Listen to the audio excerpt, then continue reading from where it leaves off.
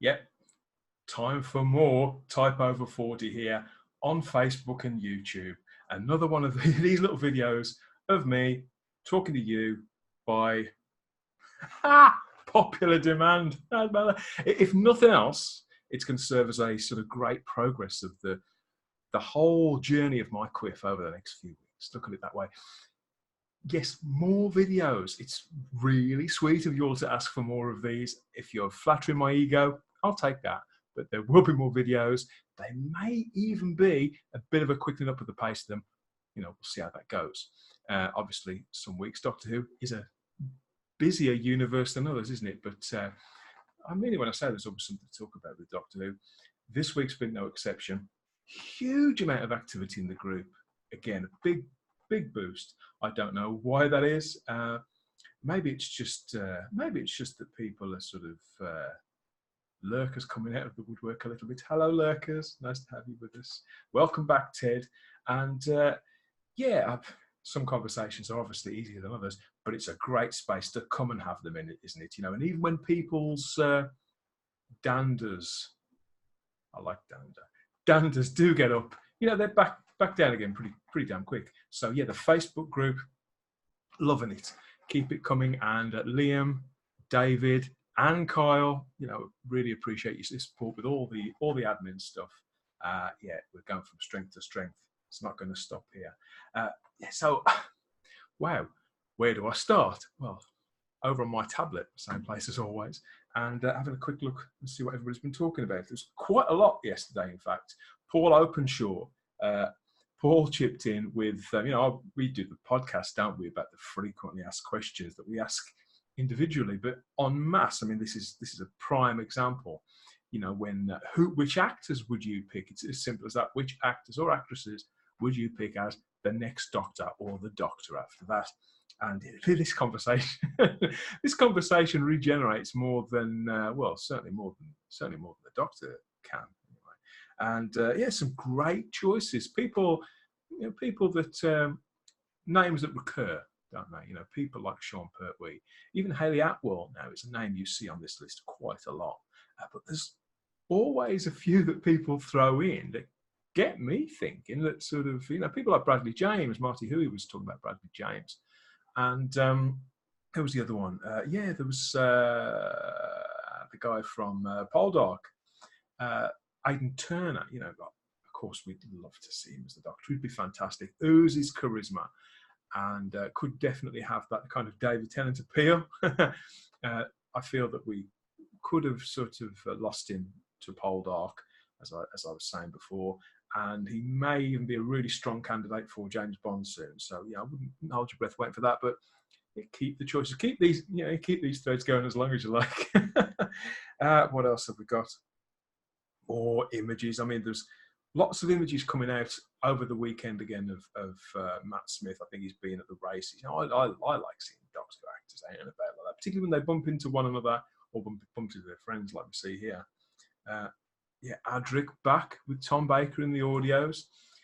The audio stuff, you know, I know it's a little difficult to know how much coverage to give it within the group because not everybody's got access to it. You know, it's not behind a paywall as such as we have to cherry pick what we consume. You see news like this, and Big Finish are great with the scoops. Their conventions are going from strength to strength too, aren't they? But you get Matthew Waterhouse back with Tom Baker. It's one of the few pairings that they haven't revisited up to now. And season 18, I think it's been at the forefront. It's been at the forefront of my mind lately. We recorded a huge podcast about it, myself and Simon Horton. And that very specific dynamic, either when it's Tom and Matthew Waterhouse as the Doctor and Adric, or whether Lala and K9 are there too. It's so unique. It's got a flavour all of its own. So seeing how Big Finish recapture that across so many stories, they've advertised 2 or 3 stories. It's going to be. Let's hope it's as big an event and as idiosyncratic as the East Base trilogy is. I see Andrew Smith's writing one, which is usually a good sign. I've enjoyed so much of his work in audio. You know, they really should look at getting him back on the TV show. That's yeah, they should be looking at getting a lot of people back on the TV show, but that's a story for another time. Yeah, oh yeah, Christopher Eccleston. Follow Chris. If you have Instagram, think about following Chris Eccleston. It's very, very entertaining. Yeah, this is a man who's got a reputation as being a little crusty, a little grumpy, and being so serious. His Instagram feed says sort of otherwise.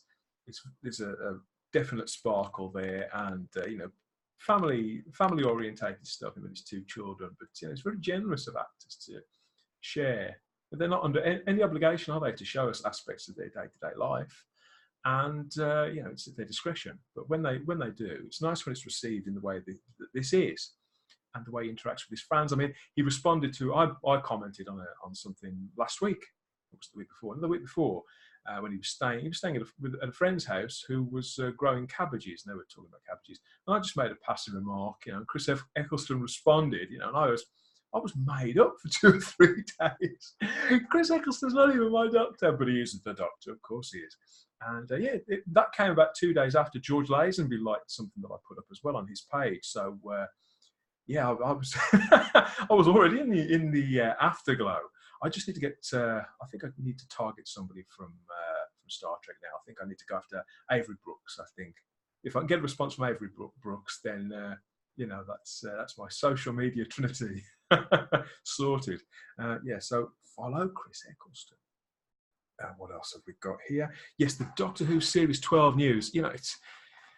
It's more of a trickle, isn't it, than a flow? And I think that'll probably continue until the series is with us. I'll share whatever I see, get some conversations going. Obviously, some of us are more keen to read about it than others, on principle or whatever. And I do get that. That I get that. But this is the way. This is Doctor Who moving forward. For now, we can have conversations about these things and observations and exchanges. That's what we're here for. That's what a community's for. And if you don't like it, you can always scroll past. You don't have to chip in. But when people do chip in, I do like it when people are respectful of one another's opinions. It does cut both ways. Everybody can blow off some steam from time to time. Everybody can have a bad day or a bad night. I didn't have a great one last night myself, as you can probably tell. But yeah, keep it coming, and we'll share what we can. A dedicated news episode of the Type 40 podcast will be coming soon, though, and I've got a couple of guests lined up for that. They know who they are. So keep watching for that. More from Paul Openshaw. On a roll, aren't you, Paul? Whoopi Goldberg, like Whoopi Goldberg. She's in the new TV show The Stand, so we're hearing. Gary Finney-Zaya, back from Big Finish Day. Oh, how jealous am I? It sounds and looks. I saw some photographs this morning. It looks fantastic. I didn't see you on any of the pictures. I'd imagine you're in there somewhere. But please, if you do have any of yourself before, during, or after all the chaos, or you with Peter Davison, anything that you want to share, please, by all means, do. It's great when members are involved with such exciting things. I hope to be going to Hooverville at some point, hopefully this year. I think that's at the same venue, isn't it? So maybe I'll catch you there. I'd like to think so. But yeah, we're all very, very jealous. That about covers that. But I wanted to talk about the poll that we put up. When was this? Recently, we ran the poll.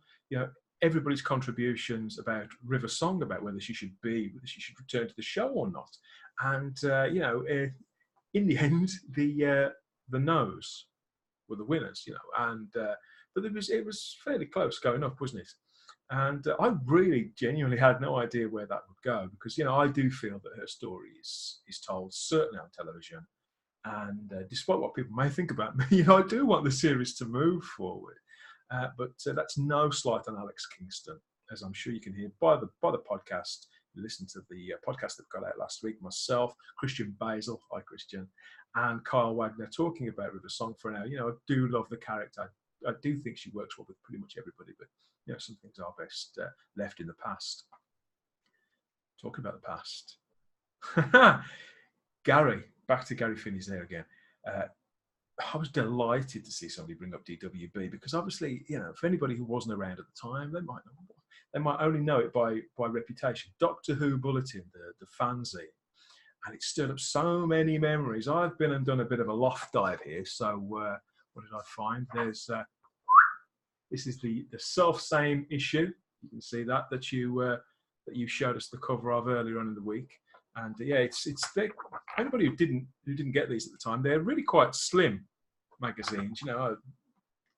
Very this one this one is all of 16 pages, and it looks quite kitchen sink now, but it started out as like an A4 photocopy thing, I believe, long before I could ever get hold of it. The earliest edition I've got is this one, but I got this secondhand sometime later, and this was it's the winter special of 1985.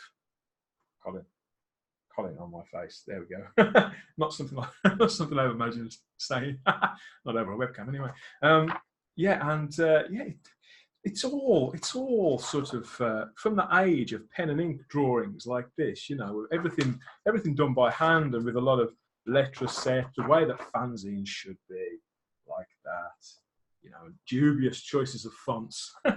Everything that you'd expect. But God, yeah, I've got a whole box of these, Gary, and I'll probably go through all that later. The earliest edition that I ever bought properly, actually bought in the shops at Nostalgia and Comics in Birmingham, was this fella, number 47 in September '87. Just when things were, a whole new era was starting, wasn't it? Yeah, and I was quite excited at the time, as I imagine a lot of people were. Not quite sure how that panned out, but yeah, again, very, very slim. Worth getting hold of if you can. They really should reissue some of these for people who weren't around at the time, because the stuff that isn't just of period interest has stood the test of time. And obviously, like all magazines, some of the interviewees are no longer with us. And so, yeah, that's my weekend sorted out. That's my Doctor Who fix. So I'm going to go now and have a quick read of this edition. This one I've just found out here because something attracted me about this cover. I don't know if anybody recognises this cover, but yeah, I'm going to have a quick scan through this later on. Thanks for your company. There will be more type over 40 later in the week. And yeah, in fact, it's two podcasts this week. Myself talking time travel with Adam O'Brien over on Lethal Mullet, and Type 40 itself in a few days. Myself and Adam O'Brien again. What we'll be talking about, well, you'll have to wait and find out, but it's going to be lively. I promise you, had a blast recording it, and yeah, I'll see you all soon.